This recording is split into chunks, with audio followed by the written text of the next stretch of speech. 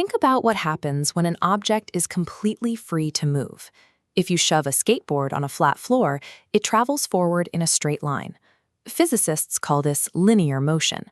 But what if that object is pinned down at a single spot? If you apply a push to it now, it can't travel straight. Instead, it is forced to turn. That pinned spot is called a pivot, or the axis of rotation. Consider a heavy classroom door. The hinge serves as the pivot, acting as a stationary anchor that holds one edge perfectly in place while the rest of the door moves. Have you ever tried opening a heavy door by pushing right next to the hinge? It feels nearly impossible to move. But if you shift your hand to the handle, far away from the hinge, it swings open with almost zero effort. It turns out that to make an object spin, the strength of your push is only half of the equation.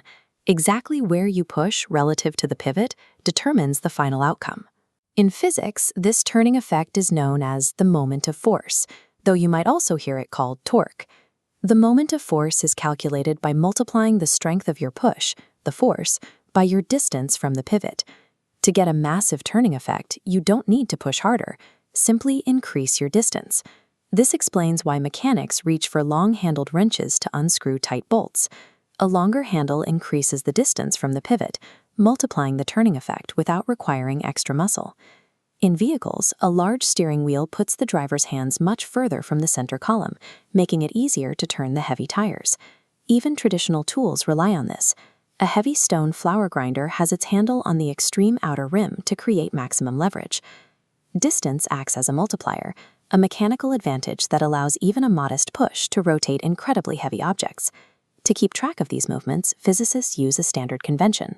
If a force turns an object clockwise, following the path of a clock's hands, it is recorded as a negative moment. If a force turns the body anti-clockwise, it is recorded as a positive moment. Think about twisting off a tight water bottle cap. You typically grip both sides of the lid to turn it. This is what physicists call a couple. A couple consists of two equal, opposite, and parallel forces pushing on an object, but not along the same straight line. While a single force can move an object forward while turning it, a couple creates pure rotation around a fixed center point, spinning the object perfectly in place. Sometimes multiple forces act on an object at once, but the object doesn't change its motion at all. When this happens, we say the body is in equilibrium. This can happen while an object is moving, like an airplane flying at a constant height. Because the upward lift perfectly balances the weight pulling down, the flight remains steady and level. Then there is balance while standing still. On a playground, seesaw, a small child can balance out an adult who weighs twice as much. Stability like this relies on the principle of moments. For an object to be perfectly balanced, the total anti-clockwise moments must exactly equal the total clockwise moments.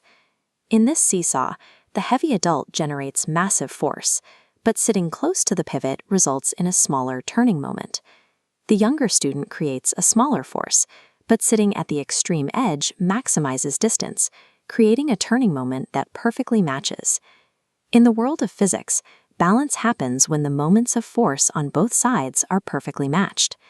Next time you open a door, twist a cap, or play on a seesaw, remember that you are always using these invisible rules of distance and force to make the world move.